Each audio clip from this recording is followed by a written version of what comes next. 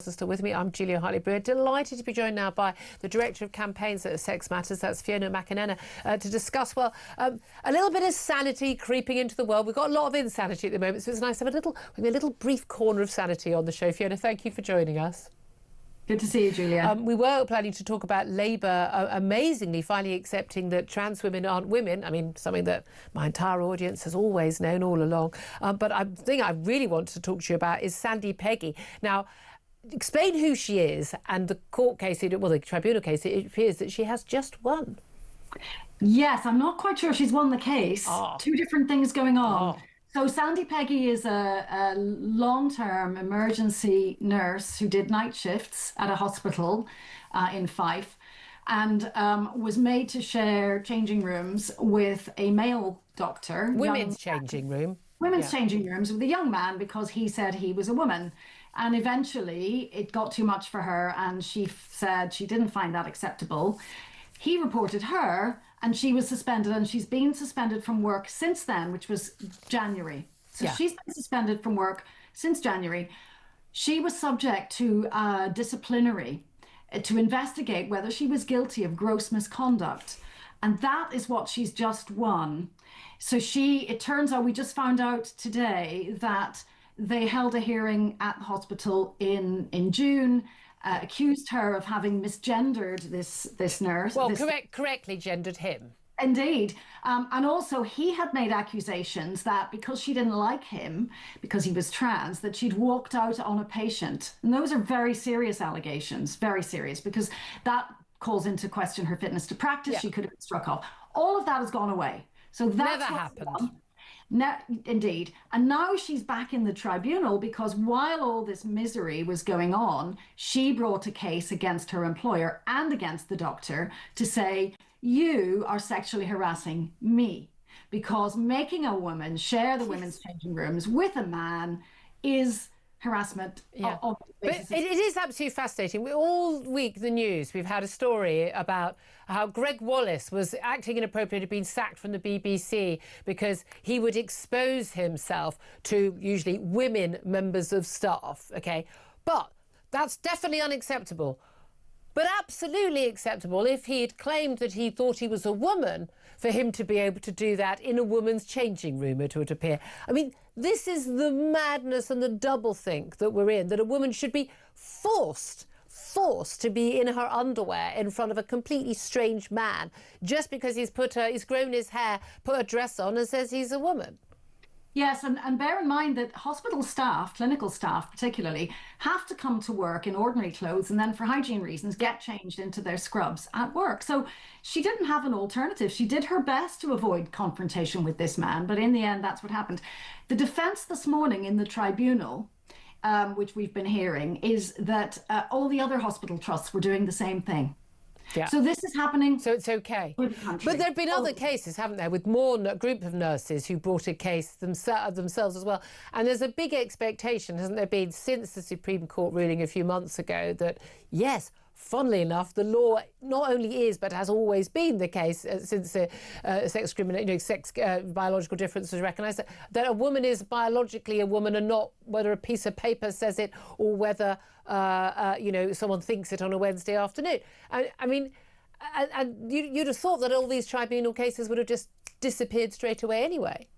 Yeah, and I think that's really the worrying part of this, is it tells you how deeply entrenched this belief system is, that people think that the only way to be accommodating of people who identify as trans, the only way not to discriminate against them, is to play along with them at the expense of everyone else's rights.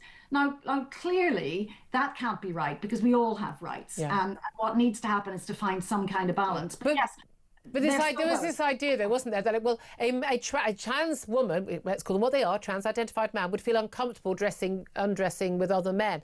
But yeah, for the same reason, so would a woman. But yeah, don't worry about the women. Don't worry about the women. No. I mean, it's not like women fought for decades to get these sort of basic rights. It's not like there's a reason why women don't want to be getting naked with men. Oh, of course not. But let's put the feelings of a tiny number of men, let's put those ahead of half of the population's demands and rights and needs, and legal rights indeed. It is mind-blowing. It is amazing to me how slow, but not surprising to me, how slow the Supreme Court ruling has permeated. We were discussing, women's sports, and the majority of sporting bodies haven't changed their ways on that, and it's still ongoing. But it's interesting that the Labour Party has finally accepted that trans women aren't women, and they are not legally women.